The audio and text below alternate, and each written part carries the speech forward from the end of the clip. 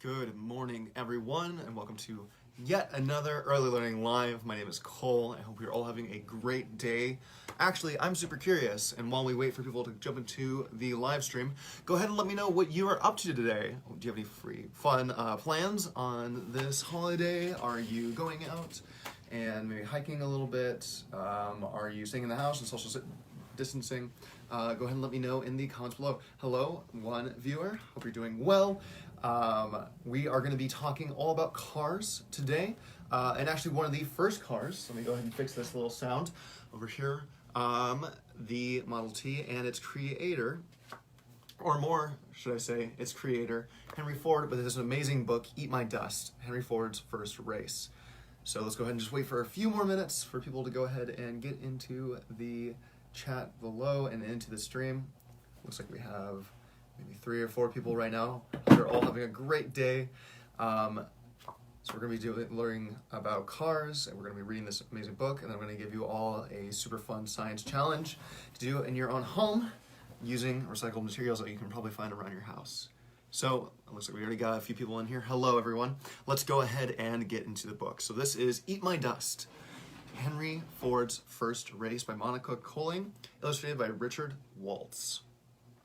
All right, so Henry Ford liked to drive. He liked to drive into town. People got excited when they saw him. So there's Henry Ford on his fancy contraption, his car.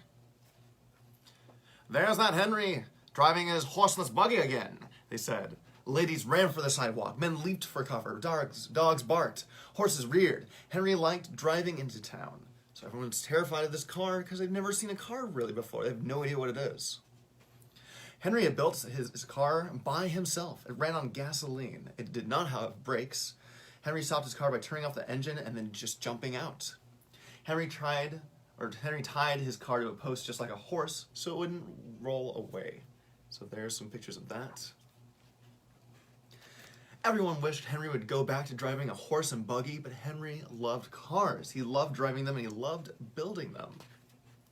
Other people were building cars too. Their cars cost a lot of money. They always needed repairs. Since most people didn't know how to drive, car owners hired drivers, so only the rich could really afford cars. There's a rich couple getting their super fancy and expensive car touched up and worked on. But Henry had a dream. He wanted to build a car that everyone could own. Henry just needed money to build his dream car. How could he get it? He decided to enter a race, but Henry had never raced a car in his life. Car racing was a brand new sport. People dressed up for a day at the races. They cheered the fastest car to victory. "If I win the race," Henry told his wife, Clara, "I'll be able to build a new car." And there they are. There's his wife, Clara. Henry and a mechanic named Spider Huff, awesome name, went to work. They put a 26 horsepower engine into the race car. 1 horsepower equaled the pulling power of 1 horse. That means that Henry's car could beat any horse in seconds flat. People laughed at Henry. "Oh, you'll never beat the Daredevil," they said. The Daredevil was Alexander Winston. He was an American racing car champion. "I can beat him," said Henry. "My car is built better." Clara nodded. She wanted only one thing. She just wanted Henry to drive safely. I apologize if I'm reading a little bit fast. It's a decently long book. I want to make sure I can get through all of it. The races were held at a track near Detroit, Michigan. Henry entered the 10-mile race. The prize was $1,000. And back then, that was a lot more money than it is nowadays. 8,000 people filled the stands that day. So there is Spider Huff in the corner, there is Henry right there, and there's everyone in the audience just ready to see this brand new sport take off. The 10-mile race was the last race of the day. Henry and Winston were the only racers on the track. The Daredevil smiled at Henry. He tipped his hat, and Henry tipped his hat and smiled back. There they are, being absolute gentlemen as they enter this crazy new race. "On your marks," shouted the starter. Henry gripped the steering wheel. "Start your engines." Spider cranked the engine. Henry's racer roared to life. Now, Spider's cranking the engine because back in the day, before he had ignition keys and whatnot, you actually had to get a hand crank and crank your engine yourself, or have someone else do it for you. Bang! The starter's pistol went off. Henry and Winston shot down the track. The crowd cheered. Most were cheering for Winston. They were sure that Winston would win. But the two cars raced side by side. Up ahead lay the first curve. Winston was a pro. He knew how to drive around the bend without slowing down, but Henry did not. He had to cut the engine. He had to cut the engine. Then he made a slow, wide turn. So there's Winston racing ahead as Henry's in the back.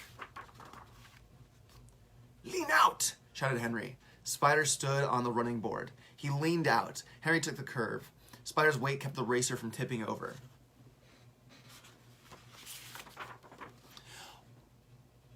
Winston was ahead. Henry stepped on the gas. He sped down the track. His car caught up with Winston's. The cars raced around the track 5 more times. The racers were in their final lap. The finish line was in sight. Suddenly, black smoke covered the track. Henry couldn't see. Was his car in trouble? Was the engine overheating? Was the race to build his dream car over? No. Winston's car was in trouble. It was burning oil. Suddenly, the engine stalled, which means it stopped. Winston's car rolled to a stop. Henry roared past in a cloud of dust. "Yippee!" he shouted with glee. And there's Henry Ford crossing the finish line. The crowd went wild. Men threw their hats in the air. Women stood on their chairs to get a better view. Henry had won his first car race. Henry Ford was the new American racing car champion. And there he is, celebrating with everyone throwing their hats and shouting and celebrating with them. The next day, Henry's name and picture were all in the newspapers. He had won the $1,000. He had also won a beautiful crystal punch bowl. Clara put the ball on the table for visitors to see. All right, last page, I believe. Nope, 2 more. Henry built his dream car. He called it the Model T. It only came in one color, black. The Model T was easy to drive. It was easy to repair. People loved it, and they called it the Tin Lizzie. So there is the Model T, the first affordable car in America. Henry Ford drove his Tin Lizzie into town. People got excited when they saw him. Ladies waved, men honked. Henry was happy. He had built a car everyone could own. All right, and that was Eat My Dust, Henry Ford's first race. Awesome book. If you liked it, I highly suggest you go ahead and pick it up for yourself. Keep it in the house. But today we are going to be kind of our own Henry Fords, because we're going to be building our own cars.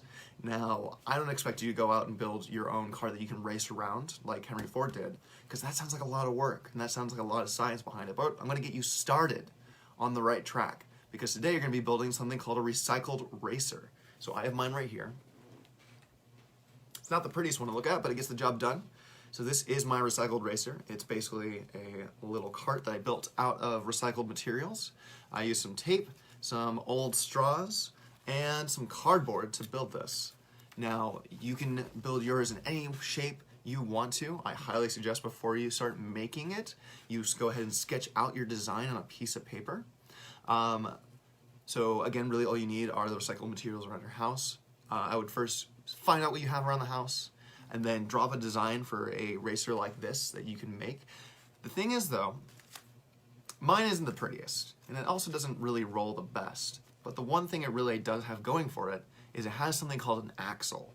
And if you're building your own recycled racer, it's important to have an axle. So if you look on the very bottom here, you can see there's this, well, the straw, I guess. I was gonna say spoke, but the straw is connecting these wheels. Now, what that is doing is it's A, holding the wheels in place, but also B, it is, if I have an engine attached to this, and it's moving that axle around, there's actually less energy that's being put into that axle to move the wheels, whereas if you just had the engine connected directly to the wheels. So it helps you move things along. So I highly suggest you build some axles so that your wheels can actually roll. Mine are getting caught on tape. There we go. So your wheels can actually roll. And like I said, this one isn't the prettiest. So what I want you to do is I want you to try and make a better recycle racer than I did last night. And you can go ahead and send it to us on our Instagram or over Facebook Messenger. We would absolutely love to see your amazing artistic and scientific creations today. All right, friends, that is today's Early Learning Live and today's Early Learning Live challenge. I hope you all have a great, nice, and safe day, and I will see you in the next video. Bye, friends.